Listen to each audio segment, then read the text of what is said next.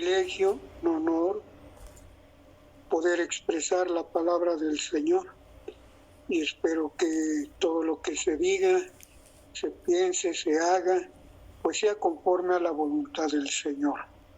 En esta ocasión vamos a estudiar el mensaje a las 7 iglesias. Apocalipsis es un libro un poco difícil de entender, porque está lleno de simbolismos, está lleno de doctrina, está lleno de profecía, y ahí se utilizan todas las formas posibles para poder entender lo que dice la palabra de Dios. Y dije entender, no dije interpretar, porque la palabra de Dios no es de particular interpretación. Muy bien, hermanas, pues vamos a empezar este estudio con esa introducción. Vamos a entender lo que significa el número 7. Todo lo que vamos a estudiar en esta noche está relacionado con el número 7. 7 ojos, 7 espíritus, 7 candeleros, 7 iglesias, 7 espíritus, todo esto va relacionado con el número 7. ¿Qué significa el número 7? Bueno, el número 7 tiene muchas interpretaciones, muchas acepciones. Yo voy a tomar las que son más adecuadas para el estudio que vamos a tener en esta. El 7 significa santidad. Otra de las acepciones significa perfección. Y otra es armonía, y otra es espiritualidad. Todo esto va ligado con el número 7, que es lo que quiere decir, es lo que vamos a estudiar en esta noche. Quiere decir que vamos a emplear la forma simbólica y la forma literal también para entender la palabra de Dios. Allá en Apocalipsis capítulo 1, verso 13, si alguien lo tiene. Amén, hermano, dice: y en medio de los 7 candeleros, uno semejante al Hijo del Hombre, vestido de una ropa que llegaba hasta los pies y ceñido por los pechos con una cinta de oro. Amén.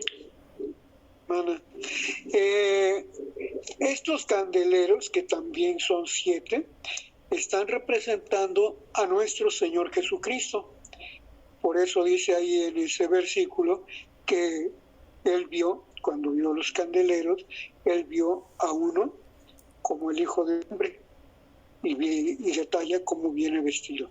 Este está representando a nuestro Señor Jesucristo. Recuerden también allá en Apocalipsis capítulo 26, Éxodo capítulo 26, nos habla de que Dios le mandó a Moisés a hacer un candelero de oro y lo puso en el lugar santo. Ese candelero esparce su luz. Esa luz está representando la palabra de Dios, y el candelero está representando a nuestro Señor Jesucristo.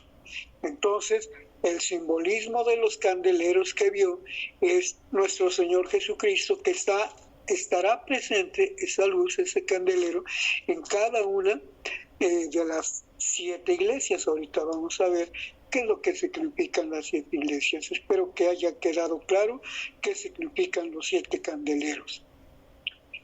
Luego vemos en Apocalipsis 1:20, ¿quién lo tiene, por favor? Amén. Sí, gracias. El ministerio de las 7 estrellas que has visto en mi diestra y los 7 candeleros de oro, las 7 estrellas son los ángeles de las 7 iglesias, y los 7 candeleros que has visto son las 7 iglesias. Amén. Muy bien. Gracias, hermana.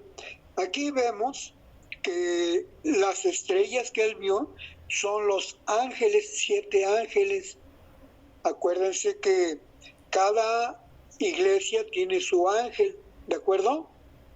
Escribe al ángel de la iglesia que está en Éfeso, escribe al ángel de la iglesia que está en Esmirna, en Pérgamo, en Tiatira, en Sardis, en Filadelfia y en Laodicea. Son los 7 ángeles de las 7 iglesias. Muy bien. Todo esto, hermanos, tiene un aspecto simbólico para poder entender cuál es el mensaje que Dios da a las iglesias. ¿Cuántas iglesias se mencionan, hermanas? Son 7, ¿verdad? Vamos a grabárnoslo. La primera iglesia que recibe el mensaje es Éfeso, después Esmirna, después Pérgamo, después Tiatira, después Sardis, Filadelfia y Laodicea.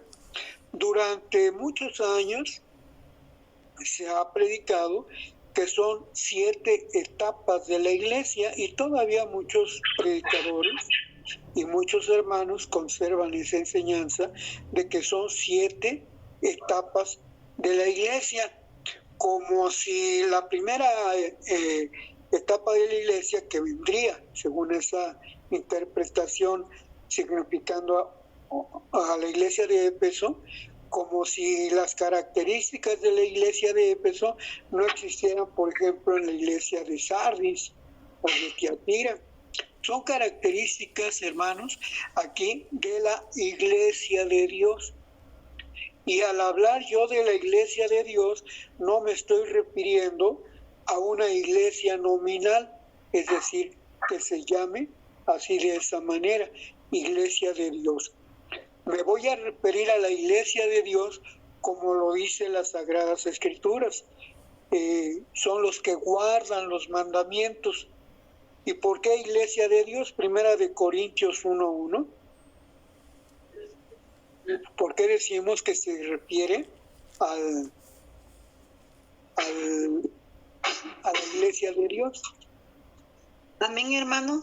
Dice Primera de Corintios 1:1, dice Pablo, llamado a ser apóstol de Jesucristo por la voluntad de Dios, y sostenes el hermano.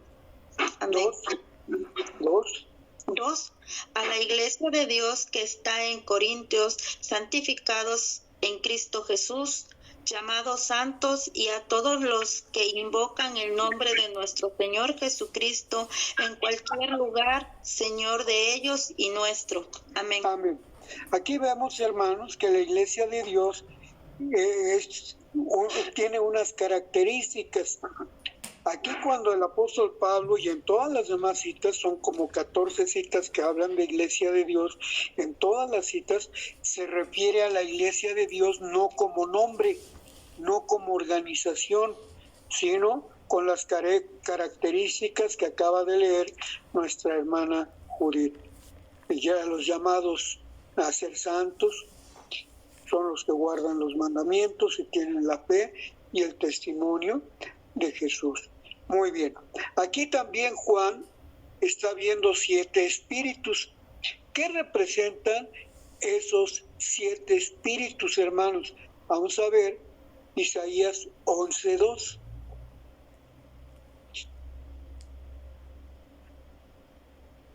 ¿A quién le tocó? Isaías 11:2. Amén, hermano.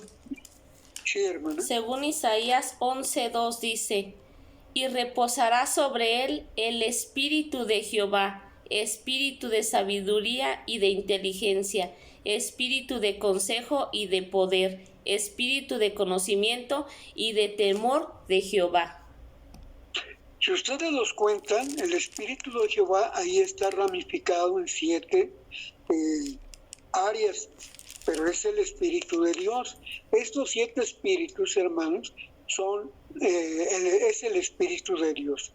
Y estos 7 espíritus van a estar presentes en los mensajes que se le da a las 7 iglesias. Como ven ustedes, el número 7 aquí es vital. Hasta hace poco era aceptado en forma general, ahora ya no tanto, la cronología a que pertenece cada iglesia. Por ejemplo, No voy a redundar en ello, nada más lo quiero poner por ejemplo, que la iglesia de Éfeso representaba a la iglesia de Dios durante el primer siglo,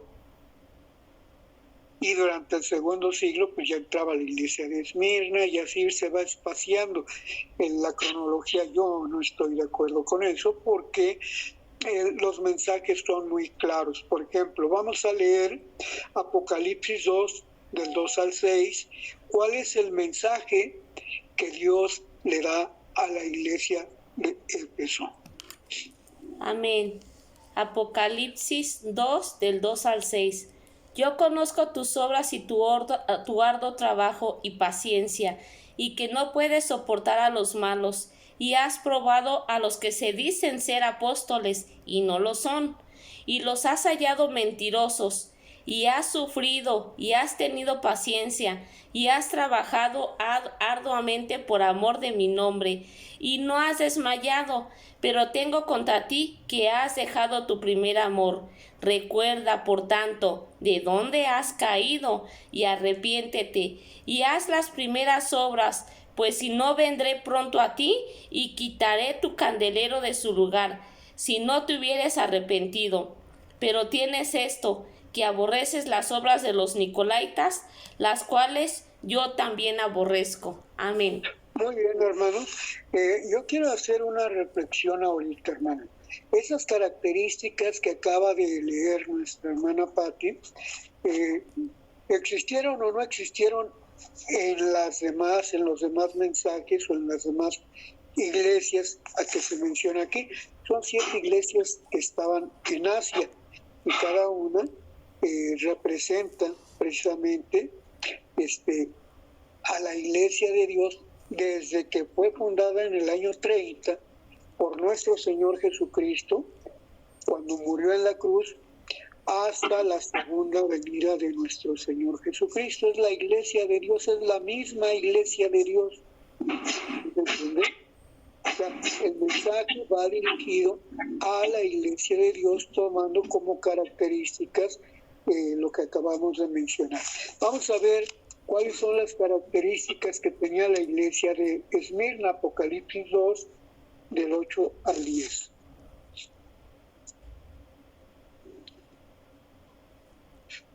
¿A quién le tocó? ¿No lo apuntaron? A la hermana Esme. ¿Me había dicho, hermano, que era del 7 al 11? Sí. ¿O del 8 al 10? Del 8 al 10. Amén. Y escribe al ángel de la iglesia en Esmirna, el primero y postrero, que fue muerto y vivió, dice estas cosas: yo sé tus obras y tu tribulación y tu pobreza, pero tú eres rico, y la blasfemia de los que se dicen ser judíos y no lo son, mas son sinagoga de Satanás. No tengas ningún temor de las cosas que has de padecer. He aquí, el diablo ha de enviar a algunos de vosotros a la cárcel para que seas probados, y tendréis tribulaciones de 10 días.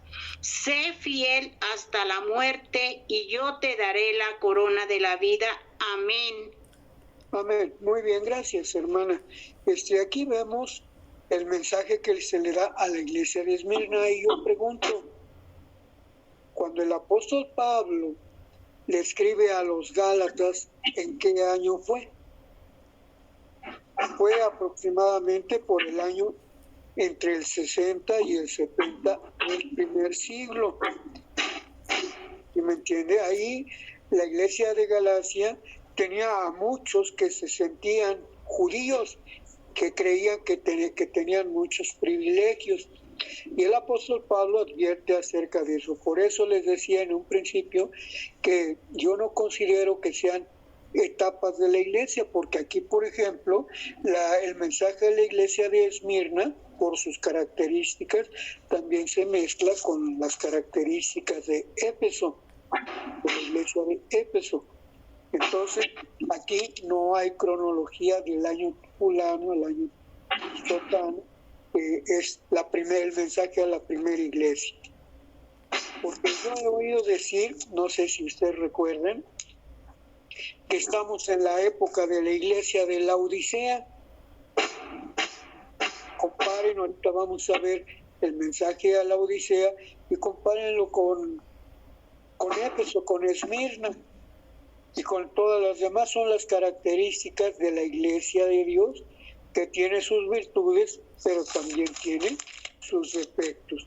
Vamos a ver el siguiente mensaje a la iglesia de Pérgamo, del versículo 12 al versículo 16 de este capítulo 2.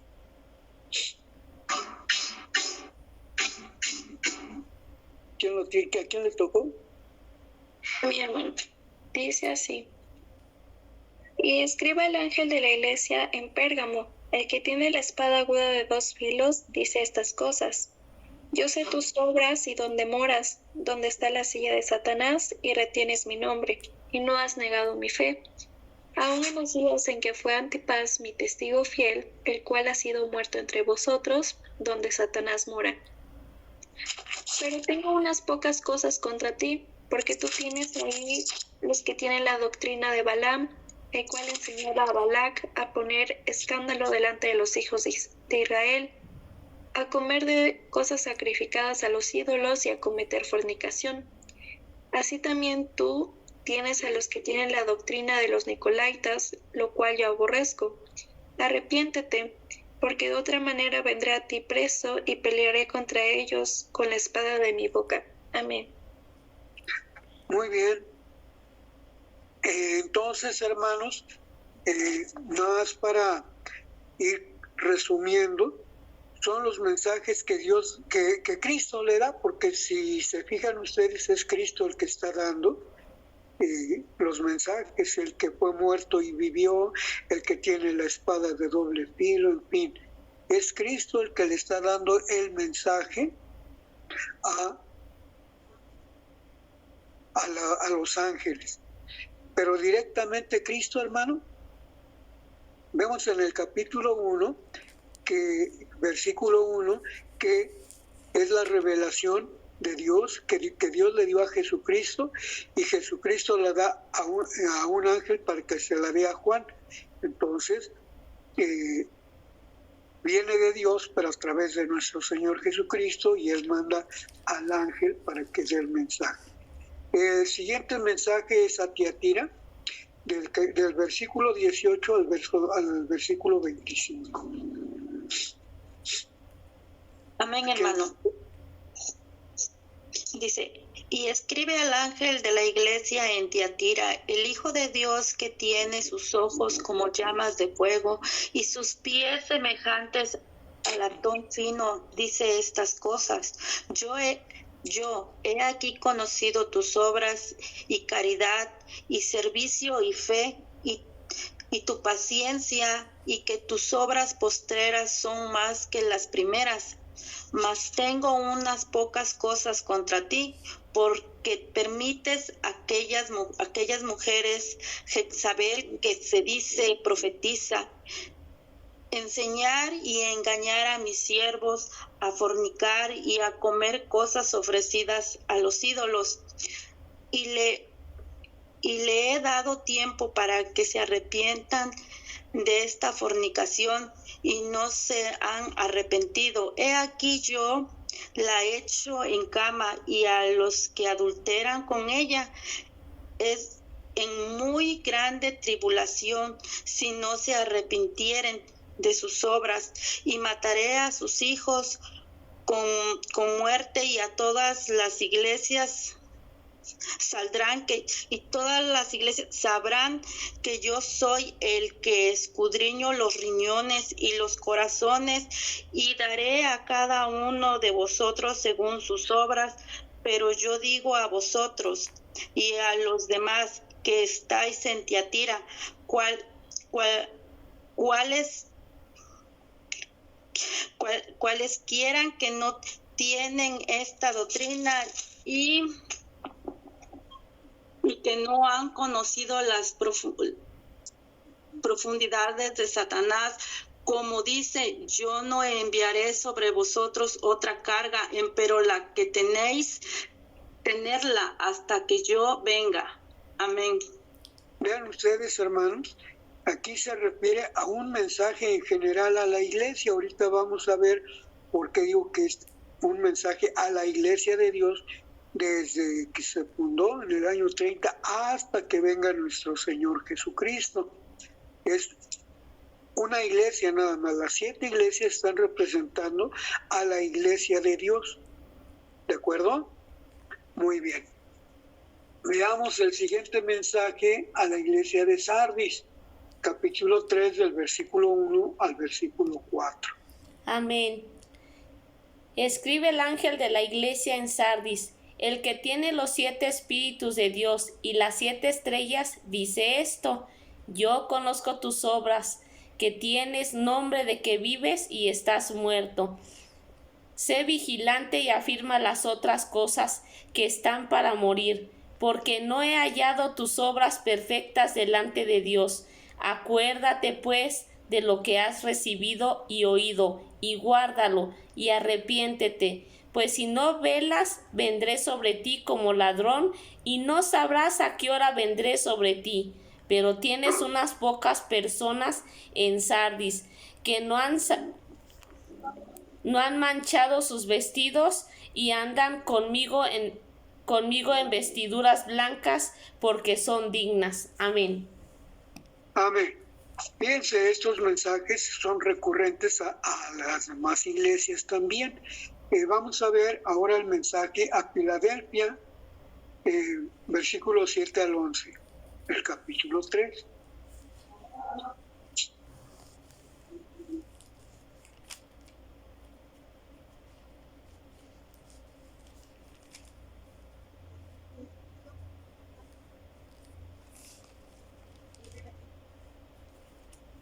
¿Nadie lo tiene? 7 al 11. Bueno, si nadie lo tiene, entonces lo voy a leer. Amén, hermano. ¿Ya? Gracias.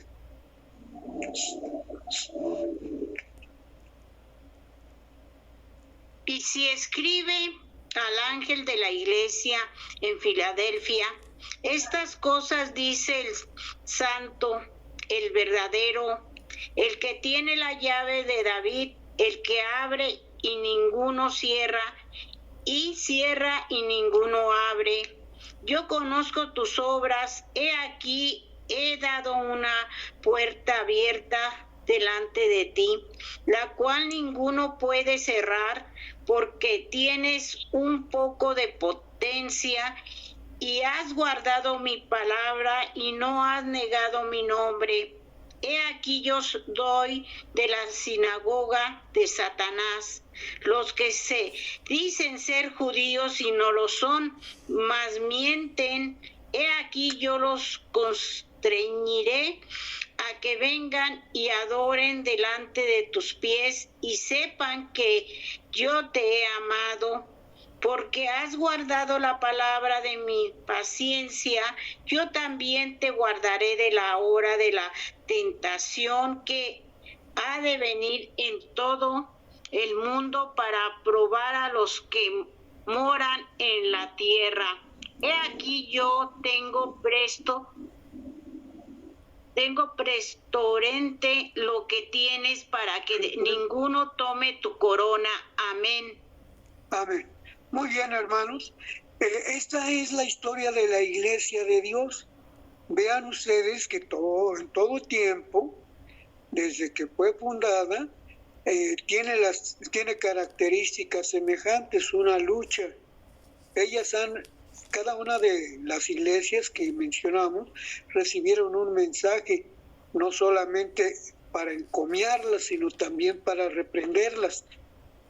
Toda la iglesia desde siempre ha tenido estas luchas. Vamos a ver ahora la iglesia de la Odisea. Y aquí vamos a concluir este detalle, que no hay una etapa exclusiva para cada iglesia, un mensaje para cada iglesia, una promesa para cada iglesia. Vamos a ver de los versículos 14 al 19. Amén, hermano. Dice, escribe al ángel de la iglesia en la Odisea. He aquí, dice el amén, el testigo fiel y verdadero, el principio de la creación de Dios. Yo conozco tus obras, que ni eres frío ni caliente. Ojalá fueres frío o caliente, mas porque eres tibio y no frío ni caliente, te vomitaré de mi boca. Porque tú dices, yo soy rico y estoy enriquecido y no tengo necesidad de ninguna cosa, y no conoces que tú eres un cuitado y miserable y pobre, ciego y desnudo. Yo te amonesto que de mí compres oro afinado en fuego para que seas hecho rico y seas vestido de vestiduras blancas, para que no se descubra la vergüenza de tu desnudez, y unge tus ojos con colirio para que veas. Yo reprendo y castigo a todos los que amo. Sé pues celoso y arrepiéntete. Amén. Muy bien, hermanos. Ahí están los mensajes que Dios da a través de Jesucristo. Si ustedes son observadores en cada uno de los mensajes, quien da el mensaje cuando dice escribe al ángel en Filadelfia, en las 7 iglesias, está hablando de Cristo Jesús, el que tiene las 7 estrellas, el que murió y resucitó, el que tiene el Espíritu de Dios, en fin, es el que está hablando a las iglesias. Y yo pregunto, hermano, por último, para concluir esta parte, estas características de la iglesia de la Odisea, ¿no la tuvieron las otras iglesias en otros tiempos? Pregunto, ¿sí o no? ¿O nada más le recomienda a la iglesia de la Odisea que compre oro afinado? ¿A las demás iglesias no les recomienda que compre oro afinado? A todas las iglesias les está dando el mensaje, es decir, a la iglesia de Dios en todo tiempo. Muy bien, voy a mencionar, que no a leer, el capítulo de Mateo, capítulo 16, donde Cristo le hace una promesa a Pedro. Acuérdense que les hace una pregunta y les dice, ¿y ustedes quién creen que soy? Algunos decían, es que tú eres Elías, es que tú eres el profeta, o Juan, en fin. Pero Pedro le contesta, tú eres el Hijo del Dios viviente. Y Cristo le dice, bienaventurado Pedro, ¿verdad? Tú eres Pedro, y sobre esta roca edificaré mi iglesia. Algunos han entendido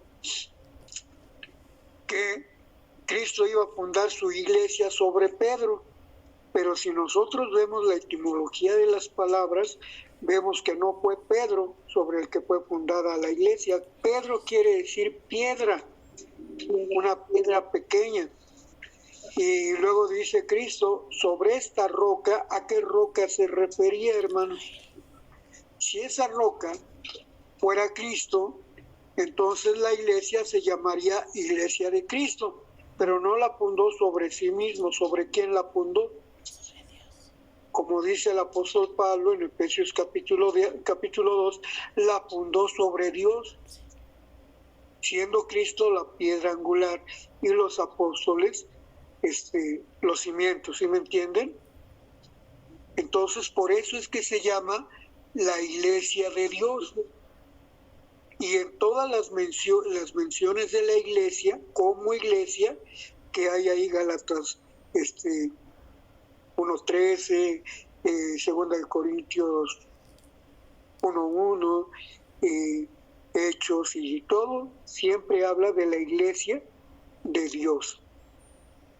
Entonces, hermanos, estos mensajes que están dados aquí son dados a la iglesia de Dios en todos los tiempos. Decía de Pedro, y dice, le añade Cristo, las puertas del infierno no prevalecerán sobre ella.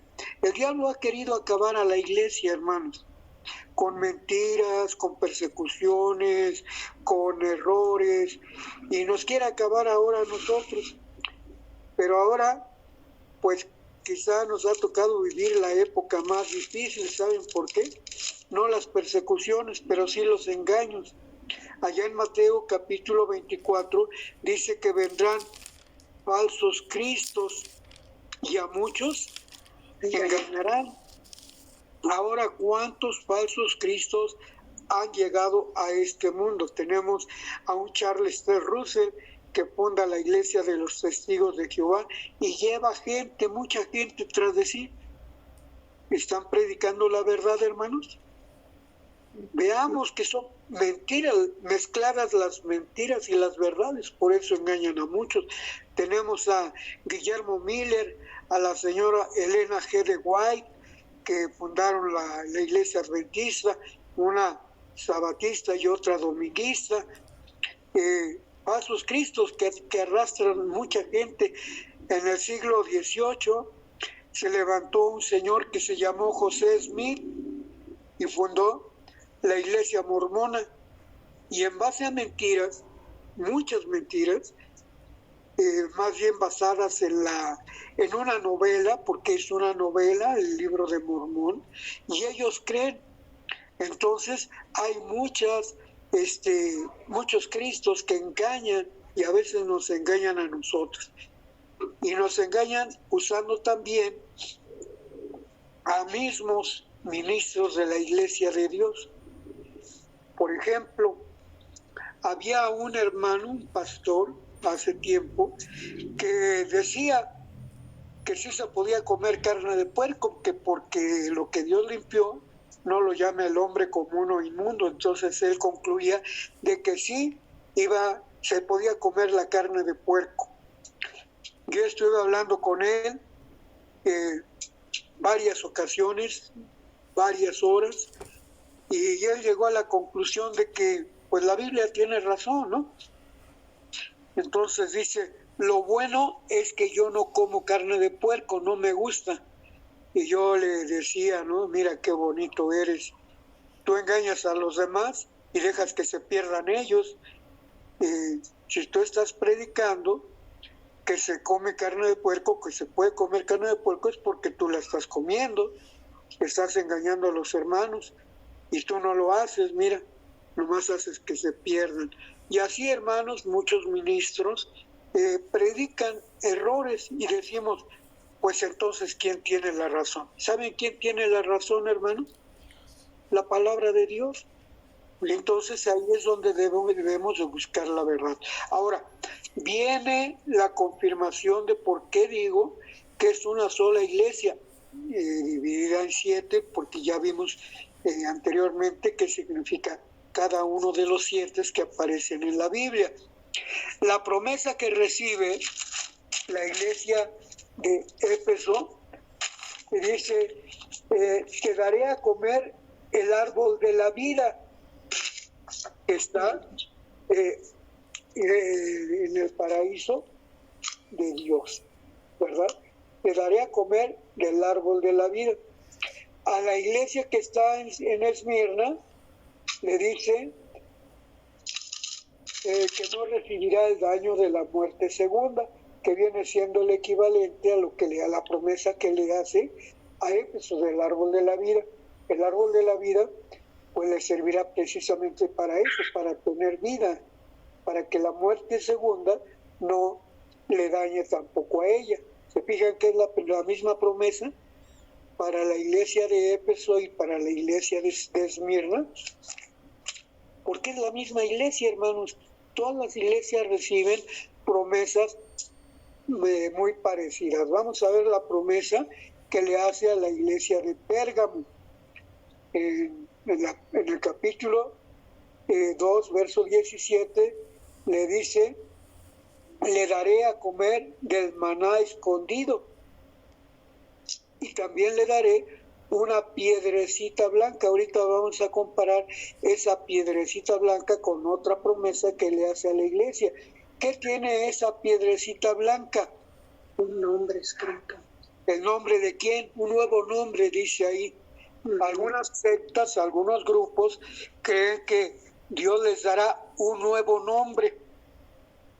Y no, hermanos, no se refiere a un nuevo nombre para nosotros, se refiere al nuevo nombre que nos dará a conocer de cómo se llama Dios.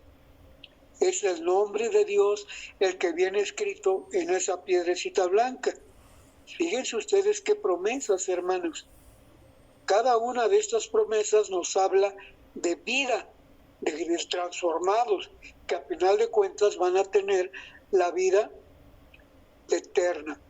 La promesa que le hace a Tiatira, hermanos, en el capítulo 2, del 26 al 28, dice que le da potestad ¿para qué? Para que se siente en su trono, ¿verdad? Para que juzgue juntamente con él. Nos hará para Dios reyes y sacerdotes y reinaremos 1000 años, ¿verdad? Reinaremos 1000 años con él. Y dará también la estrella de la mañana. ¿Quién es la estrella de la mañana, hermanos? Cristo. Ellos recibirán a Cristo cuando Él venga, dice Primeras de Tesalonicenses, capítulo 4, versículo 16, que se levantarán los muertos transformados ya para recibir a Jesús. ¿En dónde? En las nubes. Y así estarán siempre con el Señor. ¿Quiere decir esto? Que se quedarán allá en las nubes a reinar con el Señor. Lucas 1:32 dice que se sentarán en el trono de David su padre, saldrán a recibirlo nada más en su venida y se irán a reinar a Jerusalén en el trono de David su padre. Lucas 1:32. Muy bien. La promesa que le da a la iglesia de Sardis, capítulo 3, versículo 5. Le dará vestiduras blancas. Algunos interpretan estas vestiduras como algo literal. No se refiere a esas vestiduras literales. Se refiere al cuerpo espiritual ya transformado. En la parábola de las bodas del hijo del rey, la parábola de las bodas, habla de que a cada uno de los que fueron invitados a esa boda se les da vestiduras de boda. Quiere decir que son transformados, pero algunos se cuela que no tiene vestido de boda. Allá en el capítulo 14 de Zacarías nos habla de que los que quedaren de los que subieron a pelear contra Jerusalén, ellos vendrán de mes en mes y de sábado en sábado a celebrar las cabañas. Esos son los que no fueron transformados, son los que no tienen esas vestiduras. ¿Quiénes son los que no tienen esas vestiduras? ¿Qué les pasará? Dice, tomadle y echadlo fuera. Ahí será el lloro y el crujir de dientes. Entonces las vestiduras que van a recibir, las vestiduras blancas, se refieren al cuerpo ya transformado. La siguiente parte de la promesa a Sardis dice, no borraré su nombre del libro de la vida. Se fijan, hermanos, el equivalente a cada una de las promesas que les da a las iglesias. Por eso les digo, hermanos, aquí estamos viendo que es una sola iglesia la que recibe las promesas. Por eso es una sola iglesia, la iglesia de Dios, no de nombre, sino de hechos. ¿Quién es la iglesia de Dios? Los que guardan sus mandamientos, los que tienen la fe y el testimonio de Jesús. La promesa que Dios le hace a Filadelfia, a la iglesia de Filadelfia, en su mensaje, dice, yo la haré, en el versículo 13, ¿verdad? Dice, yo le haré columna en el templo de mi Dios y escribiré el nombre de mi Dios en su frente. ¿Se acuerdan que ya vimos que Dios dará a conocer por medio de una piedrecita blanca. Esto no es literal, es simbólico. El nombre de Dios ahora estará en sus frentes. Es la promesa que Dios hace a su iglesia, y finalmente la promesa que Dios le hace a la iglesia de la Odisea. Yo le daré que se siente conmigo en mi trono, y cenaré con él y él conmigo.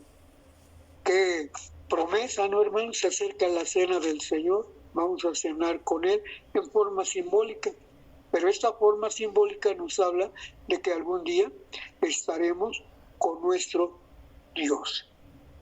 En conclusión, hermanos, si tienen alguna duda, con toda confianza me dicen, estos son los mensajes a la iglesia de Dios, que aunque toma como modelo 7 iglesias de Asia Menor, ¿verdad? Es la iglesia de Dios en términos generales, desde su fundación hasta que venga Él, son los mensajes a la iglesia de Dios, junto con sus promesas, y estas promesas son para una sola iglesia. Porque si se fijan, todas las promesas que Dios hace a su iglesia vienen siendo las mismas. ¿Alguna duda, hermanos? No, yo no. ¿Quedó claro? Y esto, hermanos, es después de haber analizado mucho la palabra de Dios. Y muchos creen todavía en las etapas del año fulano al año tanto, y no, hermanos, toda la iglesia de Dios en todo el tiempo siempre estará con problemas, pero también con la ayuda de Dios y con las promesas de Dios, si es que guardamos su palabra. Muchas gracias, hermanos, que Dios les bendiga.